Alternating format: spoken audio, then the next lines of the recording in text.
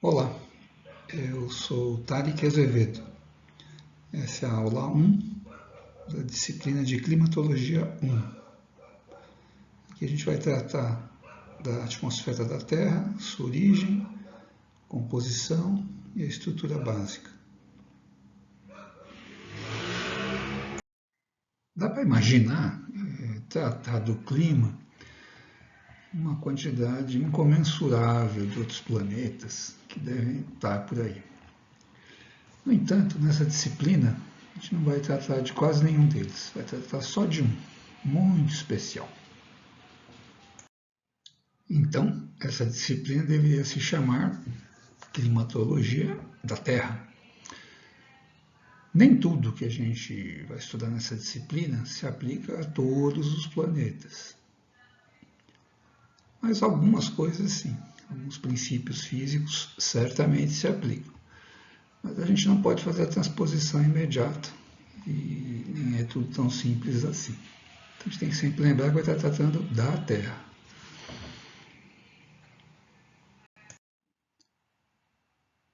Quando a gente vai se aproximando da Terra, tem uma substância que é marcante: a água. E pode até parecer um paradoxo que um planeta chamado Terra tem a maior parte da sua superfície coberta por água.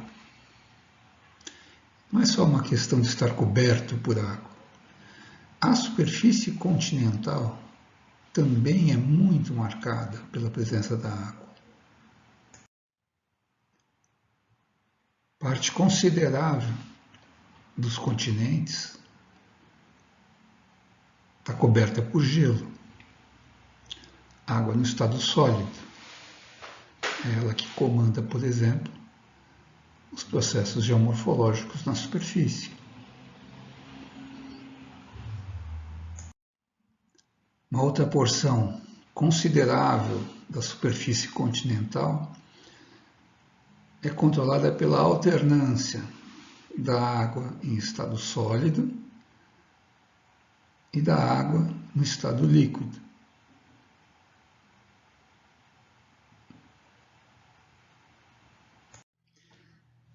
E há porções dos continentes controladas pela água no estado líquido.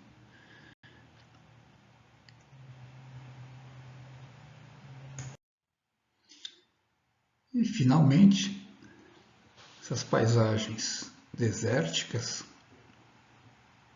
a gente as define normalmente pela ausência, ou pela falta, pela deficiência de água.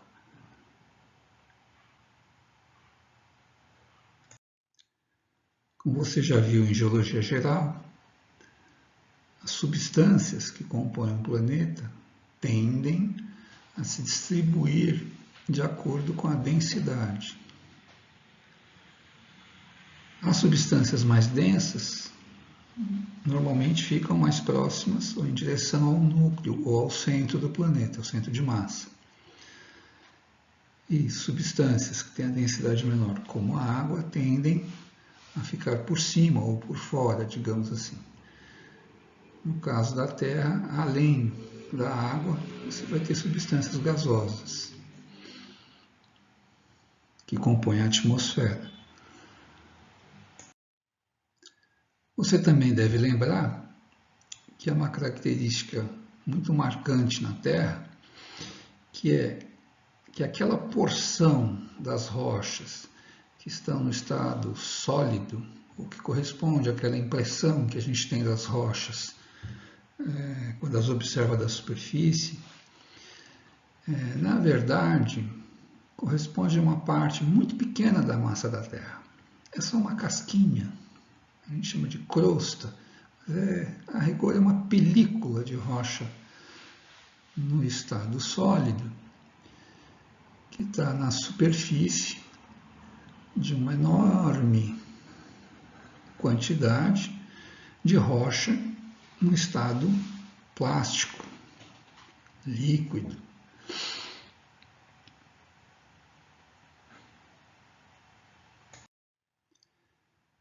os movimentos do manto acabam, de uma certa forma, arrastando ou produzindo movimentações no material que compõe a crosta.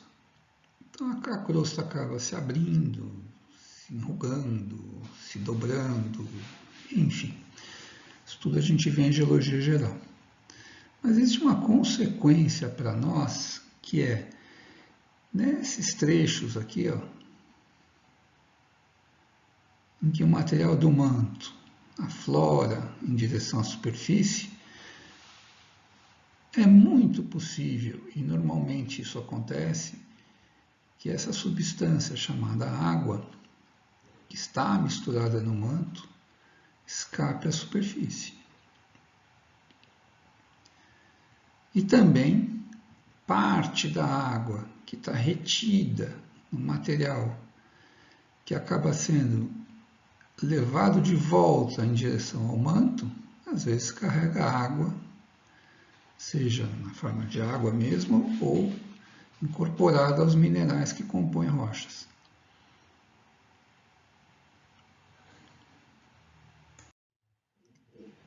Mas pode ser que algumas pessoas fiquem na dúvida. Será que então a Terra deveria se chamar água? Será que a maior parte da Terra é água?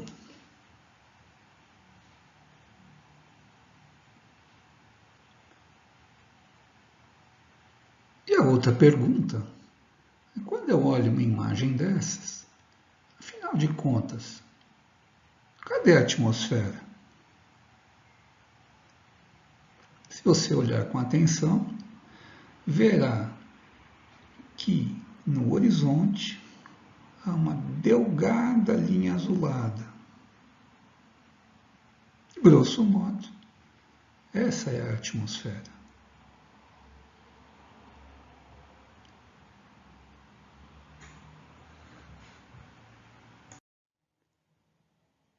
É comum usarmos o termo litosfera, o termo hidrosfera e o termo atmosfera.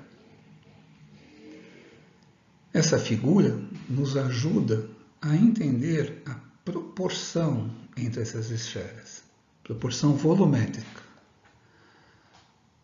À esquerda, uma esfera que representa todos os minerais menos a água.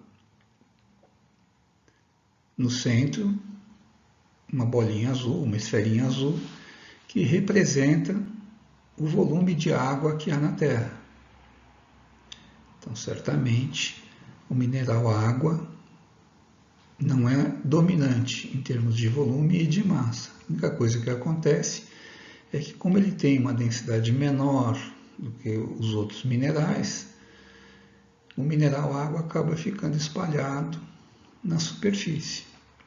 Forma uma película de água cobrindo o resto da Terra, ou a litosfera como um todo. Finalmente, se você prestar atenção na figura, tem uma esferinha bem pequenininha, clarinha à direita. Essa esfera representa o volume da atmosfera. Então, se a água a gente chama de película, considera como uma película sobre a crosta, a atmosfera, então, é realmente uma películazinha de nada, de massa, muito pouca massa, distribuída, envolvendo a litosfera e a hidrosfera.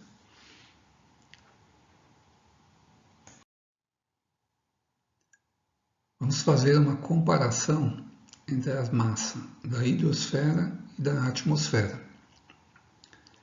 A hidrosfera tem 1,35 vezes 10 a 21 quilos e a atmosfera 5,15 vezes 10 a 18ª quilos. É comum que quando a gente tenha números que são tão grandes, né, a gente use notação científica.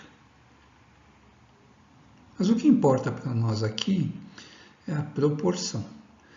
Então, se a gente dividir a massa da hidrosfera pela massa da atmosfera, a gente vai perceber que a massa da hidrosfera é mais ou menos umas 262 vezes a massa da atmosfera.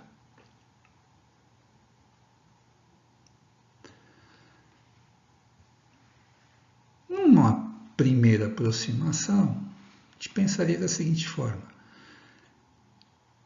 entre a hidrosfera e a atmosfera não existe uma película de separação, não existe uma compartimentação clara.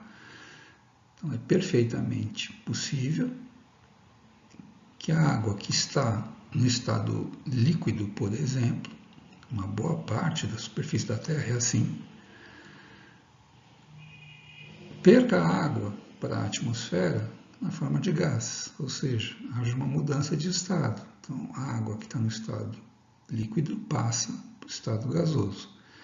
Quando a água passa para o estado gasoso, ela passa a compor a massa da atmosfera. E o que a gente percebe é que no caso do planeta Terra, existe um equilíbrio de tal forma que quase toda a água ou está compondo, está misturada na litosfera, ou está na hidrosfera propriamente dita. Está lá na forma enfim, no estado líquido ou no estado sólido. Uma porção muito pequena, muito pequenininha da água da Terra acaba permanecendo ou estando no estado gasoso, compondo a massa da atmosfera. Então veja bem, no caso da Terra, a maior parte da água não fica no estado gasoso. Esse é o estado de equilíbrio que a gente tem na Terra. Em Vênus, por exemplo, não é assim. A água tende a permanecer ou a estar no estado gasoso em Vênus. Em Marte, a água tende a estar, ou a gente encontra a água em Marte, até agora a gente encontrou, no estado sólido.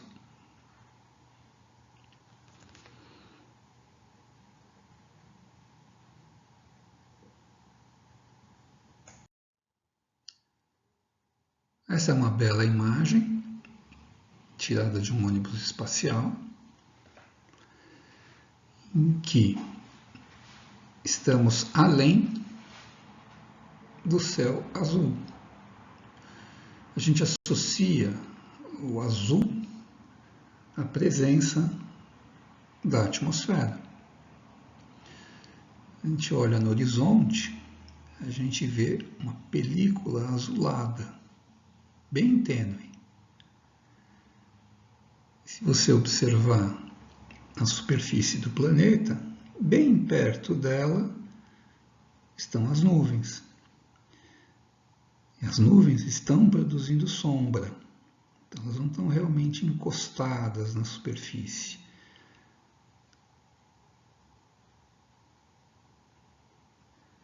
Bem no alto da imagem, no centro, a gente tem o Sol. Então veja, essa imagem foi tirada naquele período que a gente chama de dia. Então, mesmo durante o dia, o céu pode estar completamente escuro.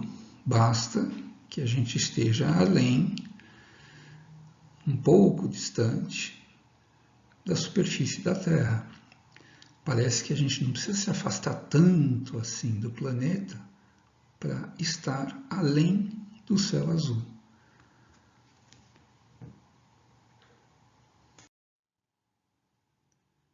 Essa imagem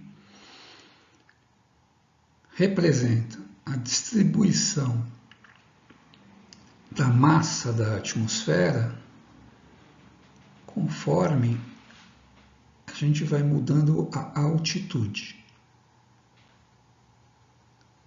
A escala horizontal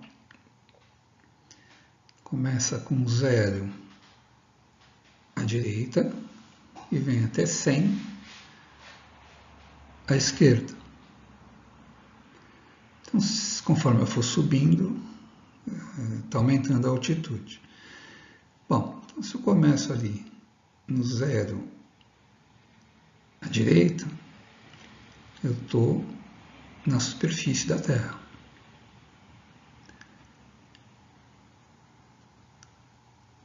Conforme eu vou andando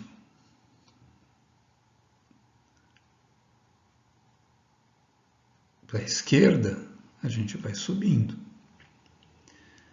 Então veja, quando eu estou lá no zero, eu ainda não deixei nada da massa da atmosfera para baixo, porque toda ela está para cima. Mas quando eu tiver, por exemplo, a uns 10 quilômetros de altitude, eu já deixei, ou já ficou para baixo, ou eu já percorri uns 70% da massa da atmosfera. Então, se você subir 10 quilômetros e olhar para baixo, 75% da massa dos gases que compõem a atmosfera já estão abaixo de você. Só tem 25% da massa acima.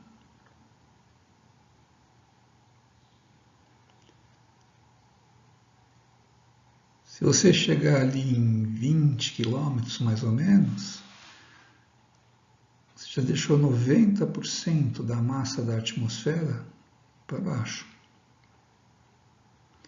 E você percebe que, conforme vai se distanciando da superfície, você vai chegando perto de 100% da massa. Ora, em relação ao raio da Terra, é muito pouco.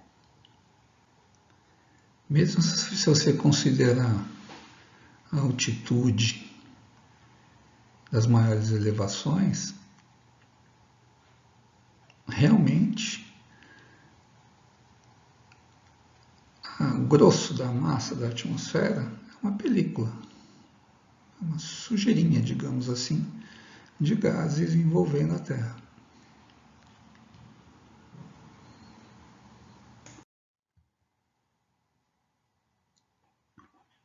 Essa distribuição das propriedades de acordo com a altitude, aqui não está na forma gráfica,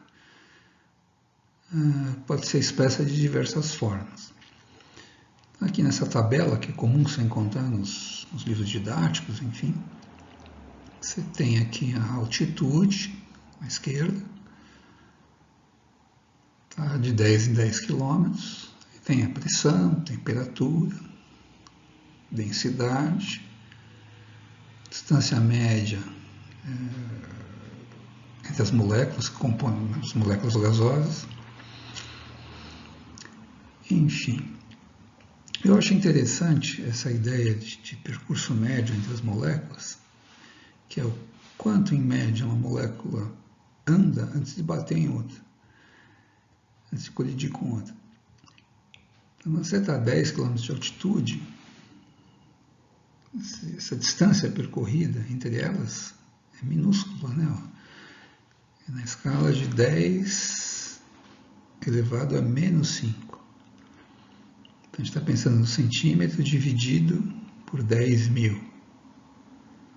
Isso já 10 km de altitude. Agora, quando a gente está ali a 100 km de altitude, a gente já está falando da ordem de 10, ó, 10 a 0, 10 a 1, né? É 10 centímetros. Se eu chegar a 130 km de altitude, uma molécula de gás consegue percorrer, ó, 10, alguma coisa da ordem de 10 a terceira centímetros. 10 a terceira centímetros seriam 10 metros. Então a gente está falando que uma molécula, sei lá, de O2, de gás ou oxigênio, percorreria alguma coisa da ordem de 10 metros até colidir com uma outra molécula. Então realmente o espaço entre elas é muito grande. Se eu passar para a coluna da densidade, a gente percebe também que ela é minúscula, é muito pequena. Então, a rigor, numa altitude como essa, 130 quilômetros, a gente já nem, assim, do ponto de vista sensorial, a gente nem percebe mais a presença da atmosfera. É ínfima a quantidade de massa, a densidade, enfim.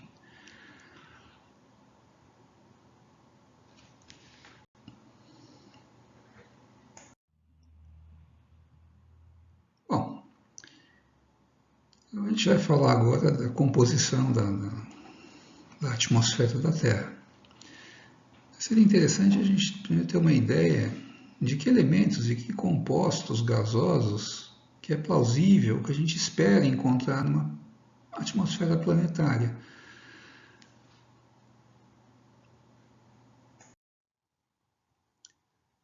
Quando a gente olha na tabela periódica, a gente tem algumas ideias do que a gente espera encontrar.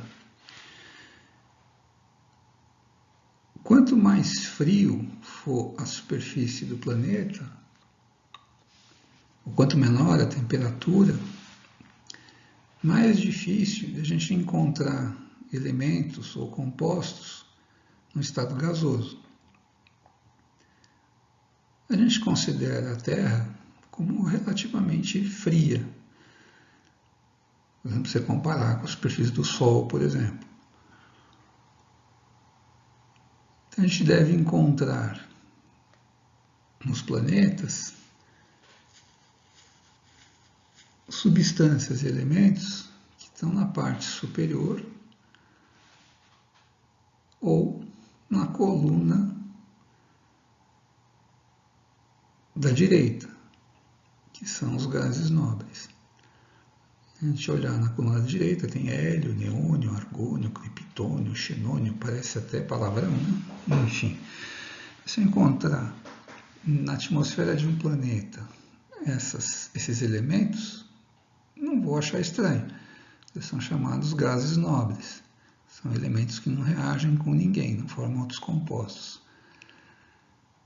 Depois eu tenho flúor, cloro, oxigênio, nitrogênio, carbono, às vezes enxofre.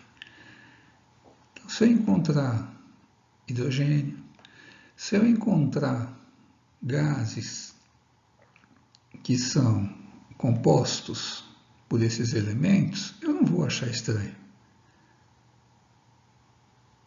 Conforme a superfície for mais quente, aí eu tendo a encontrar outros elementos no estado gasoso, mas não é o caso da Terra, de Marte, Vênus, enfim.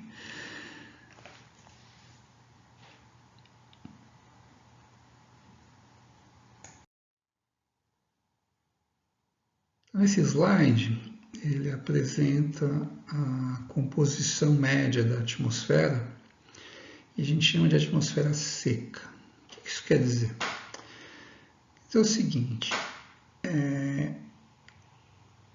a maior parte dos gases está relativamente bem distribuída ou bem misturada na porção da atmosfera que fica mais próxima da superfície. O único gás que tem uma distribuição muito heterogênea é a água. Tem locais que você tem pouca água e locais que você tem muita água, e isso varia no tempo e no espaço. Então a gente tira ou suprime a água temporariamente e trata a atmosfera como se fosse uma atmosfera seca. É uma fantasia, evidentemente, né? Mas ajuda a gente a pensar em termos das proporções. E também se tem alguma estranheza, alguma bizarrice, alguma coisa que a gente acha estranho na composição da atmosfera. Então vamos ver. Em princípio isso não é novidade para vocês, já viram isso em algum momento no ensino fundamental e médio.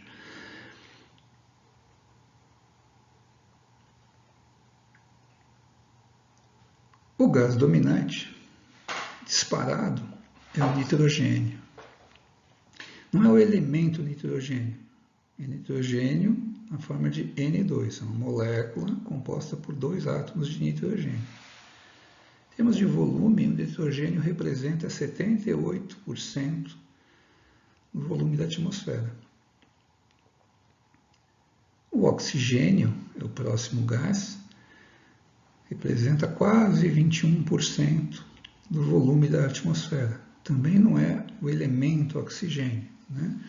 É a molécula de oxigênio composta por 2 átomos de oxigênio, é O2.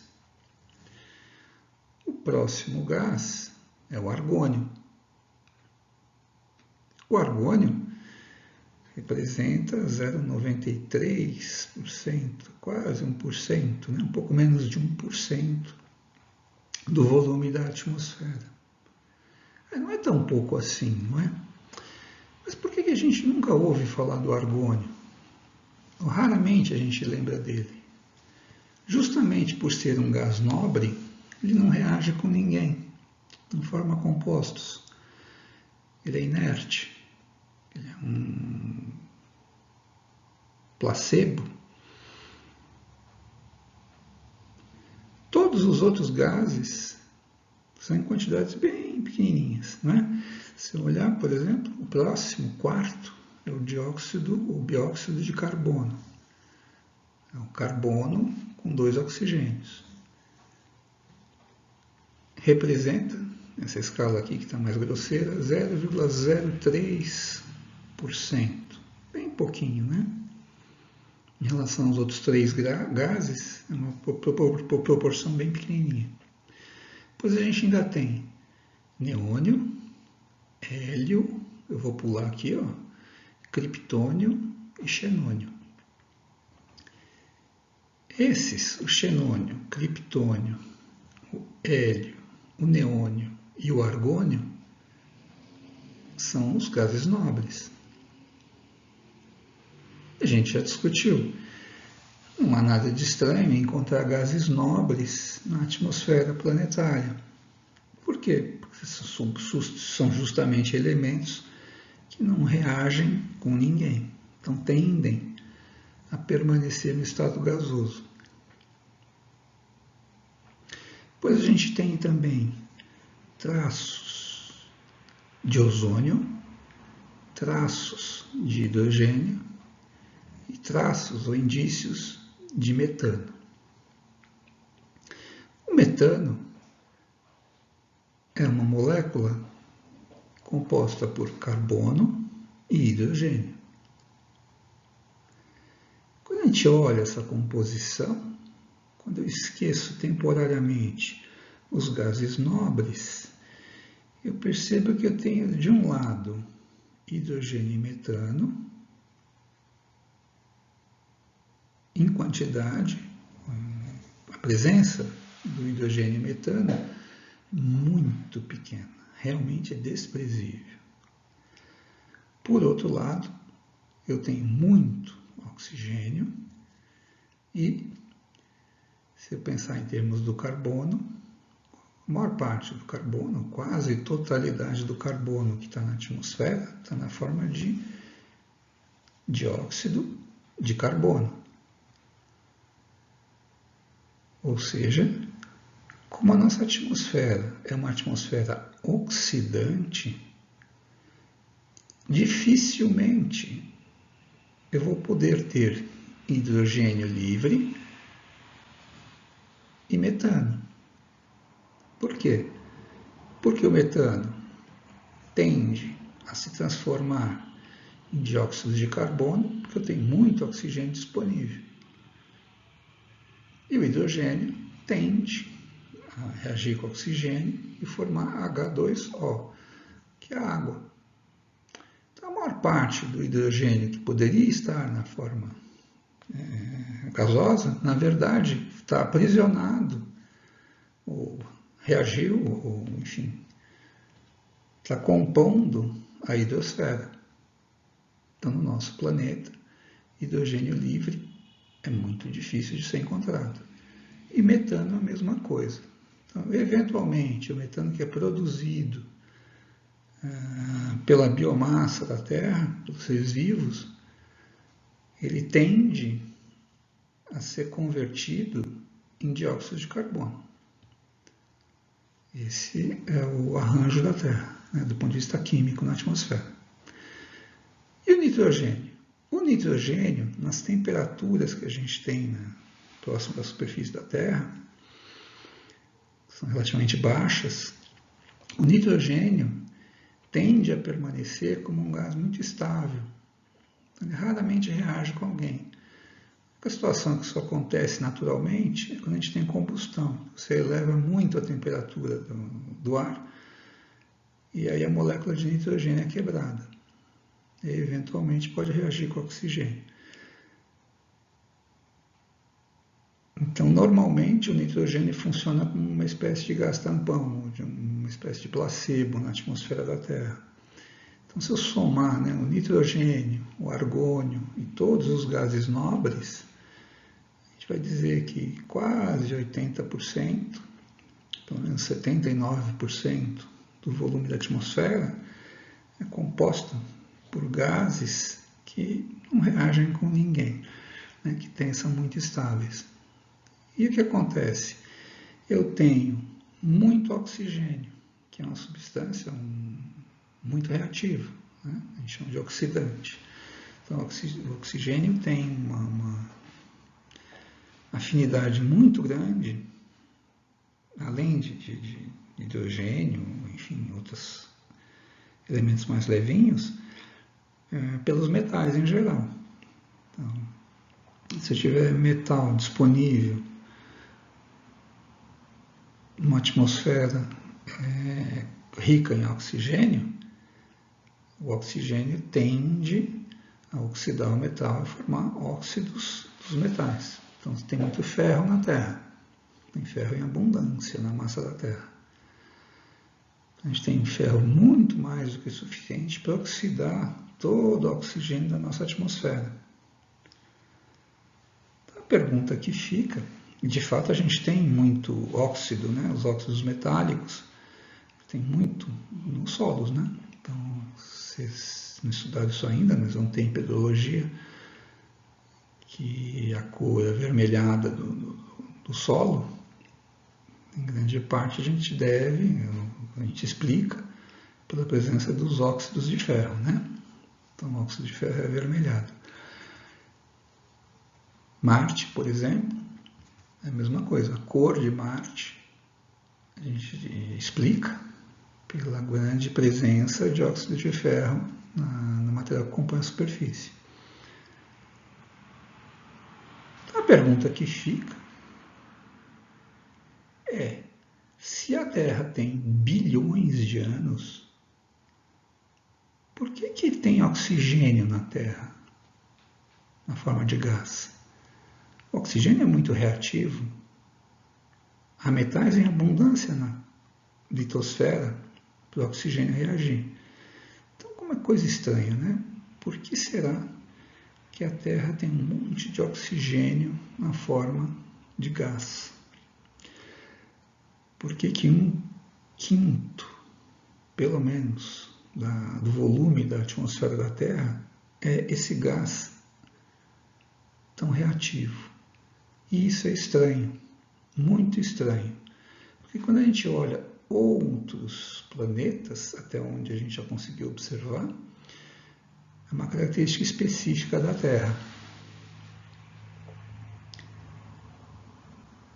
A gente já encontrou o contrário. Ambientes ou atmosferas ou superfícies planetárias que são redutoras, a gente fala. Que um ambiente ao contrário. Que você vai ter o predomínio, então, das substâncias que são da família do metano. O metano é a mais simples de delas, né? CH4, 4 átomos de hidrogênio, um de carbono. Mas se você for juntando, né, carbonos, você vai produzindo substâncias que têm carbono e hidrogênio, que tem a molécula cada vez maior, que são os hidrocarbonetos, a gente fala. Então, por exemplo, temos uma lua em Júpiter que chega a ter hidrocarbonetos formando um ciclo, como se fosse o ciclo da água na Terra. Então, lá chove, tem chuva de hidrocarbonetos, né? Vulgarmente a gente podia dizer assim, chove gasolina. tem lago de hidrocarbonetos, mas não tem uma única molécula de oxigênio gasoso.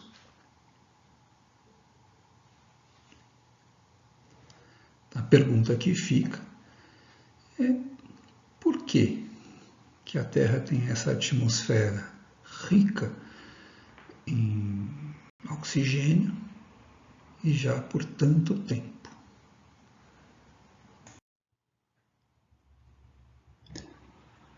Mas antes de avançar, vamos falar um pouquinho sobre o vapor ou a água no estado gasoso. Havíamos dito que a distribuição é heterogênea. Esta imagem foi obtida usando um satélite. Esse satélite tem um sensor que estima ou mede, digamos assim, a quantidade de água que está na coluna de ar. Então, pixel a pixel vai fazendo a medida. Onde eu tenho o tom preto, onde está escuro, não significa que não há água, significa tão somente que o satélite, neste dia, que era 30 de janeiro de 2005, não conseguiu fazer a medida, provavelmente porque havia nuvens.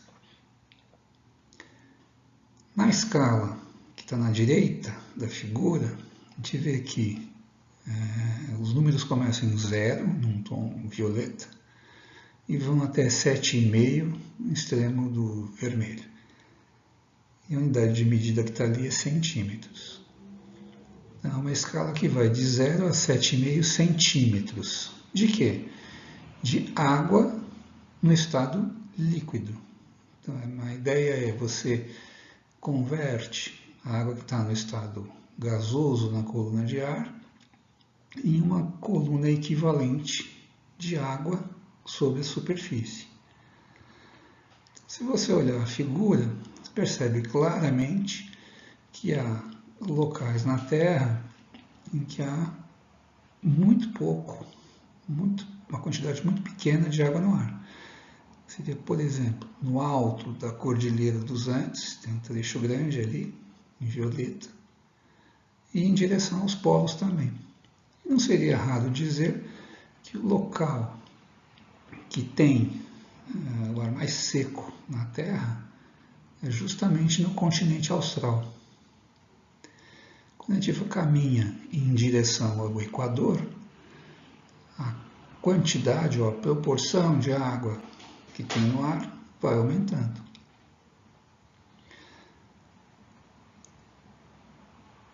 É notável também que, se a gente tomar toda a água que está no estado gasoso na atmosfera e converter em água no estado líquido, a gente adicionaria aos oceanos alguma coisa da ordem de 3 a 4 centímetros de água.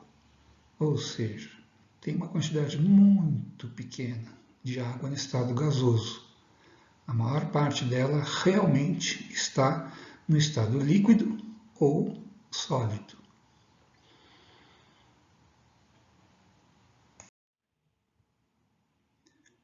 Então, dissemos que a distribuição da água em estado gasoso varia bastante no tempo e no espaço. Mas, mesmo desconsiderando o gás água, quando a gente pensa nos outros gases que compõem a massa da atmosfera, a pergunta que precisa ser feita, até para relativizar certas coisas que são ditas, é se a massa total, a pressão e a composição da atmosfera da Terra mudaram ao longo do tempo geológico.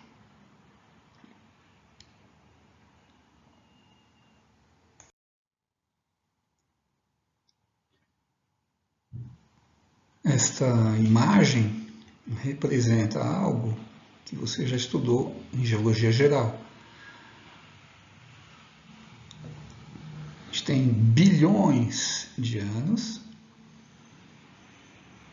e a gente consegue reconhecer uma série de mudanças e processos ao longo do tempo. essa periodização tem relação com mudanças na litosfera.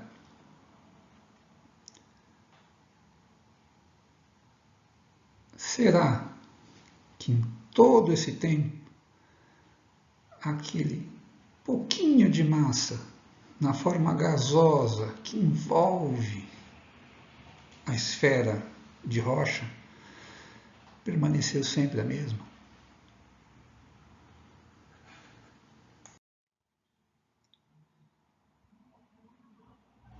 Do conhecimento disponível, há pelo menos 3 bilhões de anos, a vida vem se desenvolvendo e foi mudando ao longo do tempo. Os seres vivos, em geral, trocam gases com a atmosfera ou com a água dos oceanos.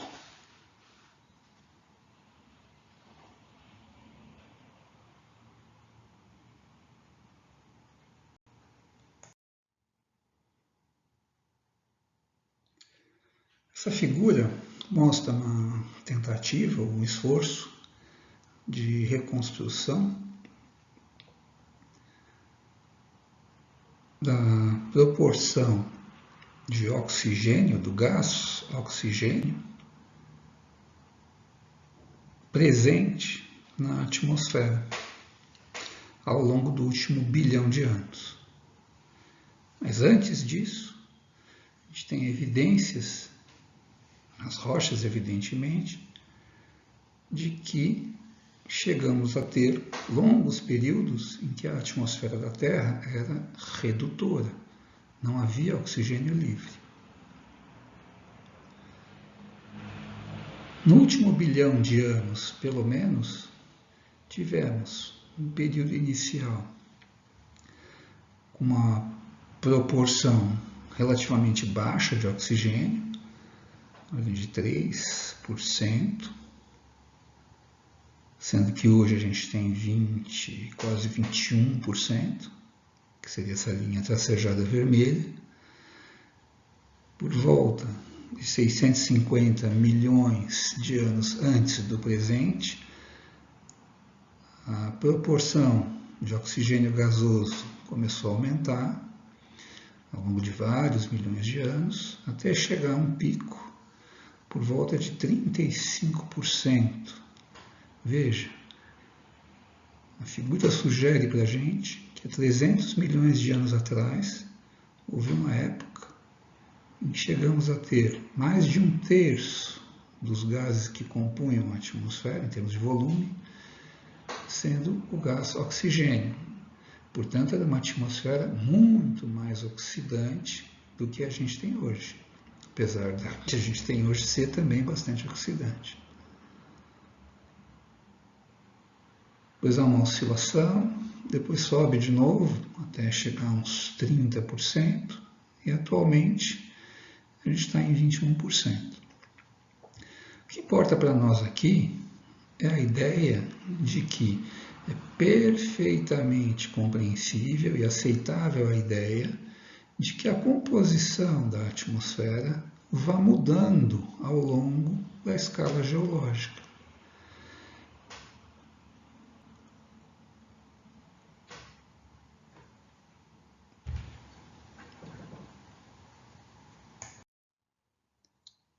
Bom, então voltamos à questão que a gente já colocou anteriormente. Então, como é que um planeta que tem bilhões de anos pode ter uma atmosfera rica em oxigênio? A gente tem que encontrar uma explicação, já que o oxigênio é muito reativo. A gente tem duas hipóteses. Elas não são excludentes, né? É perfeitamente possível que as duas ajudem na explicação. Mas, em geral, as pessoas ficam mais confortáveis com a que está escrita em verde e evitam, inclusive, a pensar na hipótese que está escrita em vermelho.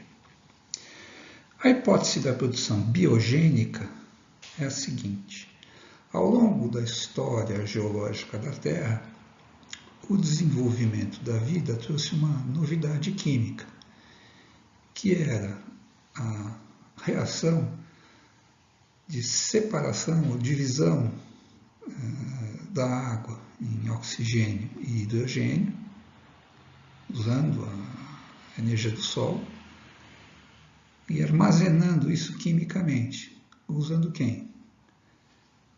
O carbono do gás carbônico. Você divide o gás carbônico em carbono e oxigênio, pega o carbono, junta com o hidrogênio da água, vai formando substâncias que são ricas em carbono e hidrogênio. E libera o oxigênio na forma de O2 para a atmosfera. Inicialmente isso acontecia na água, né? E esse oxigênio que estava dissolvido na água poderia passar depois, gradualmente, por um ar para a atmosfera.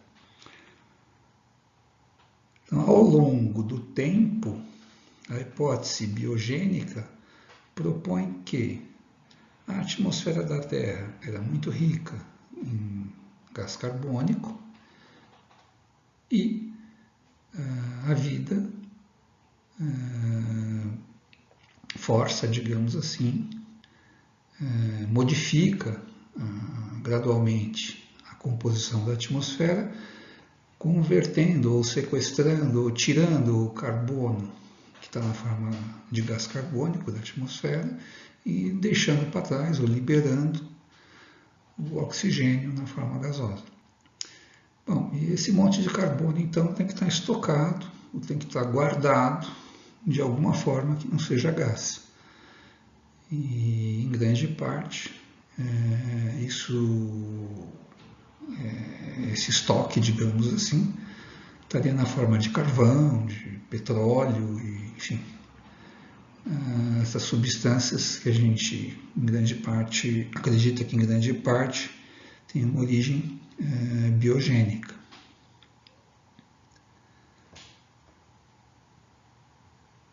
A hipótese que está em vermelho é chamada, ou pode ser chamada de hipótese da perda do hidrogênio. Bom, como é que seria o raciocínio aqui? Seria um pouco diferente, por um outro caminho. A maior parte do oxigênio não está na atmosfera.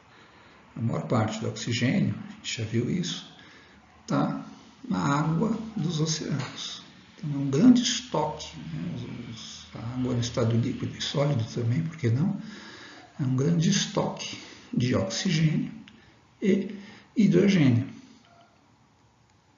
O que acontece é que os gases da atmosfera são retidos na Terra por força da ação gravitacional. Então, o que se sabe é que planetas pequenos como a Terra conseguem manter na sua atmosfera moléculas a partir de uma certa massa, uma massa molecular, né? Quando você tem alguma coisa que tem uma massa muito pequenininha, ela acaba escapando. Então, isso acontece, no caso da Terra, com o hélio e com o hidrogênio. A Terra é pequena, ela não consegue reter hélio e hidrogênio, eles tendem a escapar e não voltar mais. Então, apesar do hélio ser um gás nobre, na Terra a gente tem uma quantidade muito pequena de hélio, proporcionalmente, né, na atmosfera. Apesar do hidrogênio e do hélio serem muito abundantes no universo. Por exemplo, no Sol.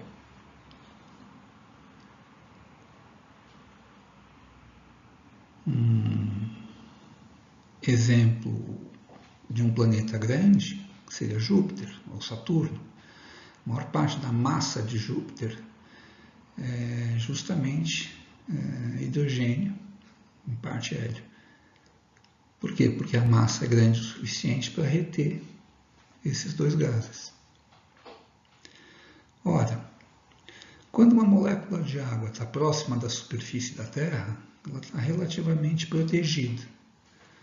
Mas se uma molécula de água sobe muito na atmosfera, ela pode chegar numa altitude tal em que a radiação solar consegue partir a molécula, consegue quebrar a molécula, separando o hidrogênio do oxigênio. Se isso acontecer, o oxigênio resultante da quebra acaba permanecendo na Terra, ele não escapa da Terra. Mas o hidrogênio tenderia a escapar. Então, a ideia da hipótese da perda de hidrogênio é que, paulatinamente, gradativamente, a Terra está perdendo hidrogênio, bem lentamente, e está deixando para trás oxigênio. Então, por essa hipótese, talvez a gente até tivesse muito mais água dissolvida nas rochas da litosfera no passado. E aos poucos a Terra está perdendo, então, o hidrogênio.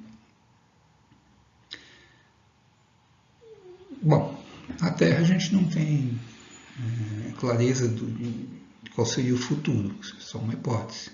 Mas a gente tem uma coisa curiosa, que é Marte. Marte é um planeta muito parecido com a Terra. Um pouco mais frio.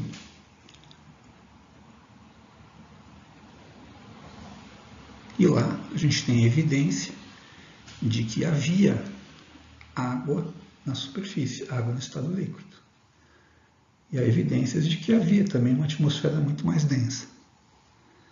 É possível que em Marte tenha acontecido isso.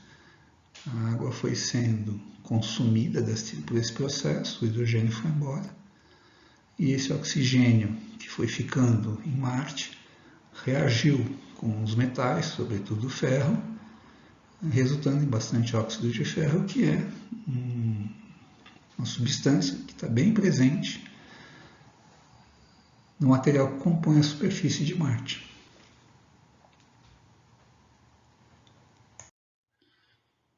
Naturalmente, a gente tem que se perguntar, se a Terra tem já bilhões de anos, por que será que não aconteceu na Terra o que parece ter acontecido em Marte?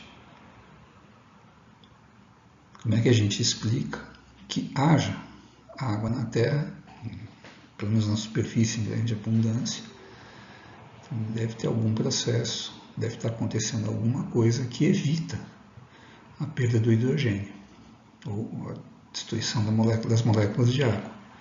Para explicar isso, a gente precisa recorrer e precisa entrar no assunto que a gente chama de camadas da atmosfera, enfim.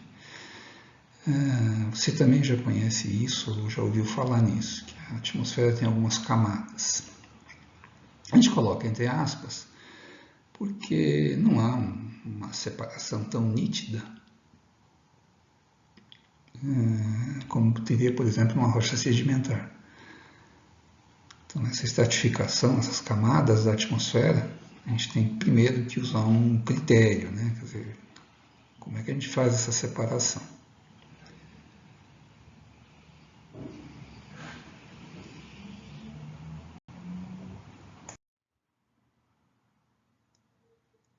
Esta imagem é muito familiar, a maior parte de vocês já deve ter visto.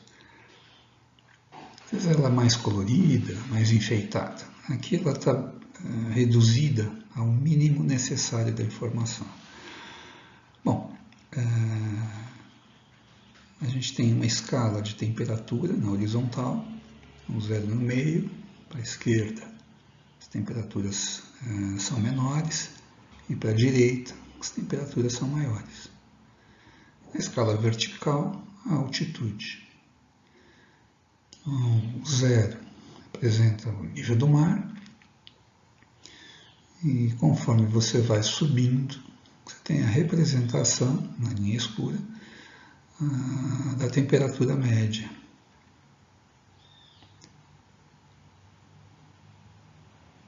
Ocorre que as maiores elevações da Terra estão todas abaixo dos 10, 12 quilômetros de altitude.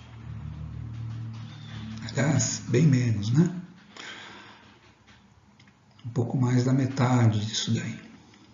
Então, o que ocorre é que, ao longo da história humana, a experiência que a gente tem com a temperatura da atmosfera vai se construindo no sentido de que, conforme a gente sobe, a temperatura diminui.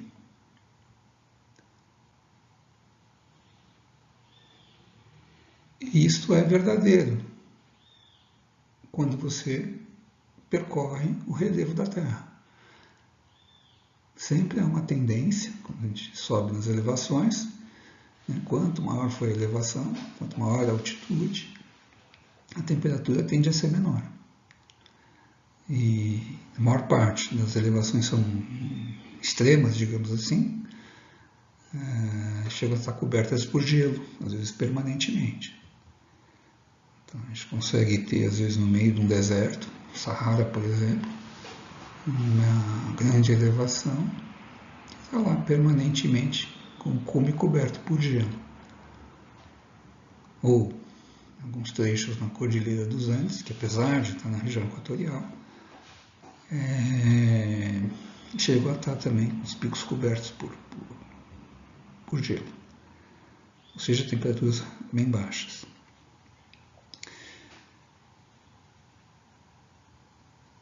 No começo da navegação por balões, essa ideia foi sendo reforçada.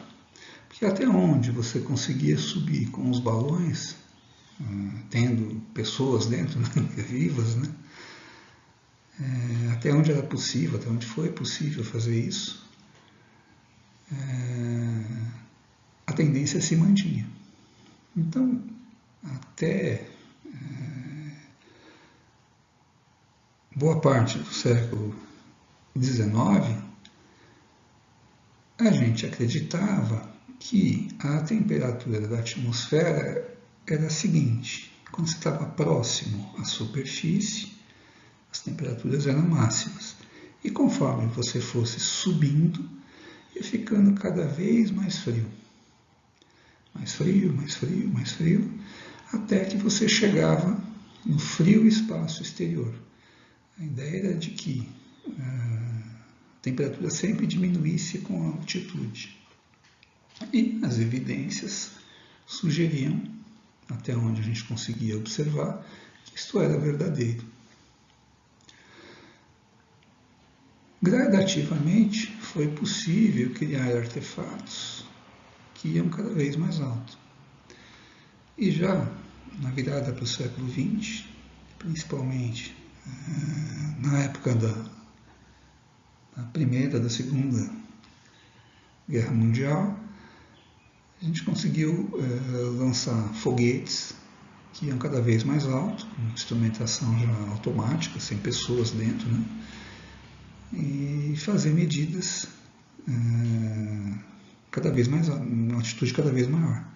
Então a gente começou a perceber que essa tendência da temperatura do ar diminuir com a altitude era verdadeira até um certo ponto.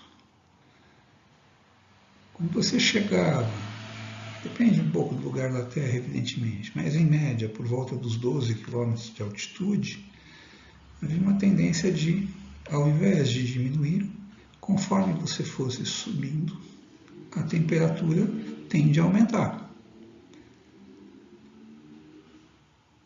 Se você observar na figura, depois daquela camada superficial em que a temperatura diminui com a altitude, a gente percebe que a linha inverte, a curva inverte, e então agora a temperatura está aumentando com a altitude.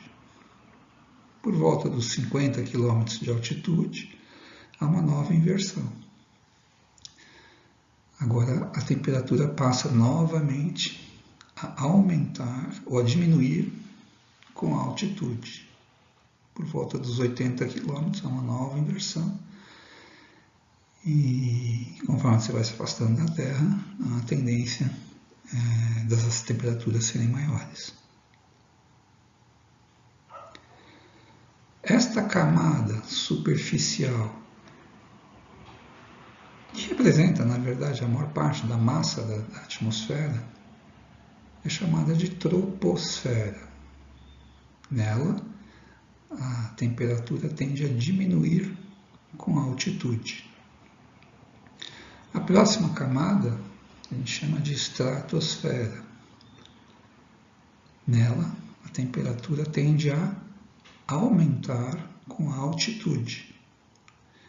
Então, enquanto na troposfera a gente parte de alguma coisa por volta aí dos 20 e poucos graus em média, até temperaturas da ordem de menos 60, menos 60 e tantos, 60 graus negativos. Na estratosfera eu começo de 70, 60 graus negativos, a temperatura vai aumentando até por volta de zero. Professor, mas 70 graus negativos e 0 graus é frio? Sim, é frio. Você vai sentir frio dos dois casos. Não é muito frio, no outro é menos frio. Mas o que importa para a gente aqui é que há uma diferença que passa de 60 graus, então há 60 e tantos graus de aquecimento, conforme eu subo na estratosfera. A gente chega na mesosfera, volta a esfriar com a altitude, né? Conforme você sobe, volta a esfriar. Depois esquenta novamente. Então veja, essa figura é para deixar bem claro que só tem um critério usado para definir ou para distinguir camadas na atmosfera. É a temperatura, é o perfil de temperatura. Se a camada tem um perfil de temperatura em que a temperatura diminui com a altitude ou aumenta com a altitude. Esse é o critério, não tem nenhum outro. Não é a composição. Não é o fato, por exemplo, de que todas as nuvens da Terra acontecem aonde? Ou a quase totalidade das nuvens acontecem aonde? Ocorrem na troposfera. Os seres vivos, todos eles estão imersos no ar da troposfera. Não é nada disso que define essas camadas. A camada é definida única e exclusivamente por esse perfil de temperatura.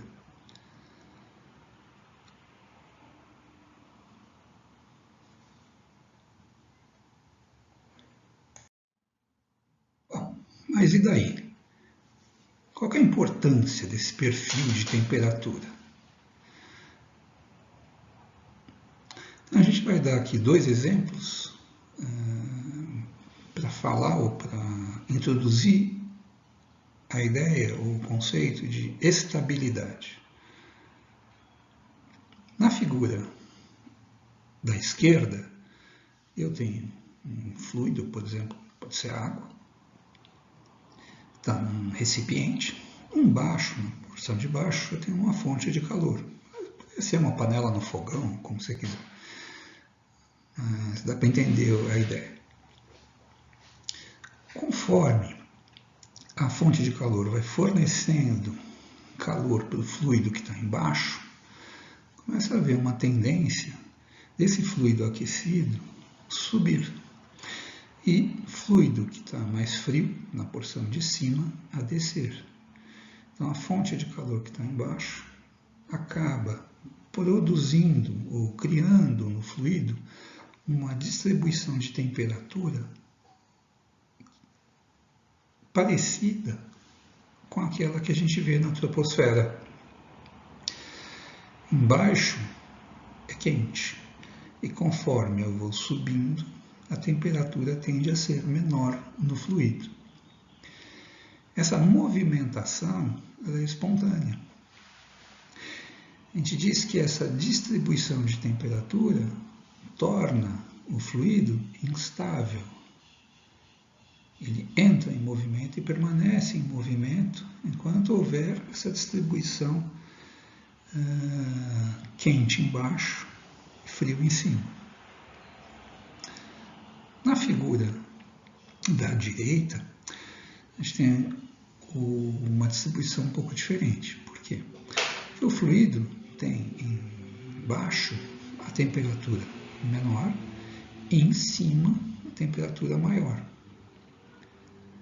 Quando eu tenho essa distribuição em que embaixo é frio e conforme eu subo a temperatura aumenta, essa distribuição de temperatura não estimula a movimentação.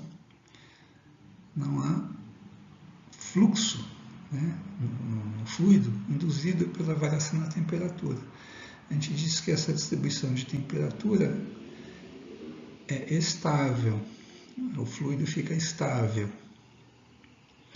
Quem que parece com isso daqui? A estratosfera. A estratosfera é fria embaixo e vai aquecendo conforme a gente sobe. E a troposfera parece mais o exemplo da esquerda. Ela é instável. A porção inferior é quente e conforme eu subo, ela vai esfriando. Então, a troposfera tende a ser instável e a estratosfera estável.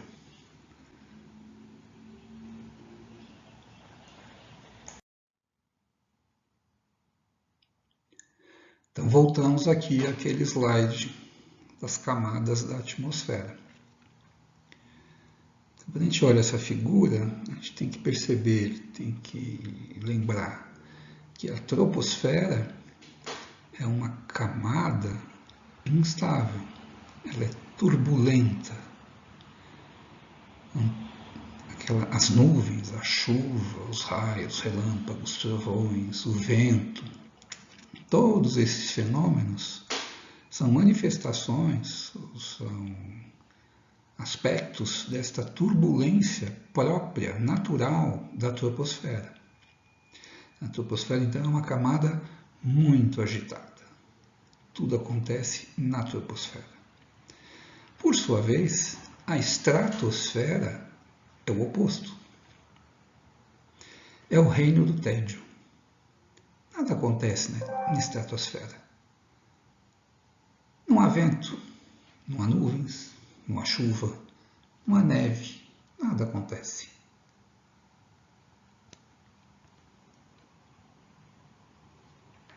Ora, quando a gente observa a passagem da troposfera para a estratosfera, ocorre numa temperatura da ordem de 60, 70 graus negativos. O que acaba acontecendo é que uma molécula de água, mesmo que ela escape do oceano, evapore, né, passe para o estado gasoso, ela dificilmente chegará na estratosfera.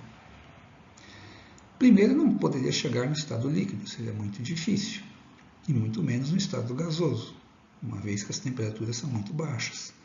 Então, a chance de ela estar no estado sólido já por essa altitude é muito grande. Além disso, não há movimentação vertical na estratosfera. Então, quem vai conduzir a molécula de água de 10, 12, no Equador seria na ordem dos 18 quilômetros, até cerca de 50 quilômetros de altitude? Não haverá movimentação no ar para carregar a molécula até lá. Para destruir a molécula de água, a gente tem que levar ela até por volta dos 80 quilômetros de altitude, naquela região que a gente chama de termosfera. Lá, a intensidade da radiação solar é muito maior. Então, lá a molécula de água seria quebrada. Então, como as moléculas de água da Terra ficam circulando, não na atmosfera como um todo, mas em grande parte, quase que exclusivamente na troposfera, o ciclo da água pode ser muito intenso. Pode haver uma grande troca entre a atmosfera e os oceanos e as geleiras, enfim. Mas essa troca acontece até o limite entre a troposfera e a estratosfera. Então, apesar da turbulência e da movimentação na troposfera, raramente uma molécula de água atravessa a estratosfera e a mesosfera, chegando na termosfera. Quando isso acontece, evidentemente, a molécula é quebrada e o hidrogênio vai embora, e sobraria o oxigênio. Mas o que acontece é que a gente tem a estratosfera na Terra e ela é muito estável. Então, a estratosfera funciona como um grande escudo, uma grande camada de proteção, e a consequência da presença dela é que há manutenção da água na Terra. E é por isso, é por causa da estratosfera, que a gente tem a permanência de tanta água na superfície por tanto tempo. E isso é que possibilita a vida. Nós estamos vivos graças à estratosfera, apesar de ela ser um tédio. Em Marte não há estratosfera. Talvez tenha existido a estratosfera no passado, mas no momento, hoje, não tem.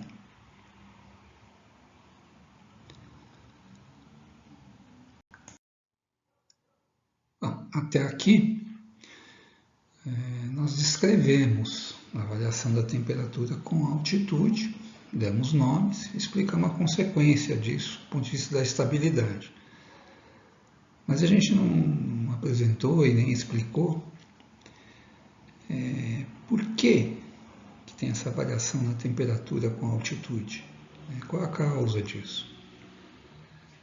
A resposta para essa pergunta vai ser dada ao longo das próximas aulas. Não dá para a gente dizer, explicar isso exatamente agora.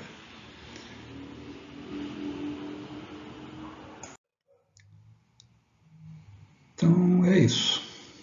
Obrigado pela sua atenção. Na próxima aula a gente vai tratar do Sol.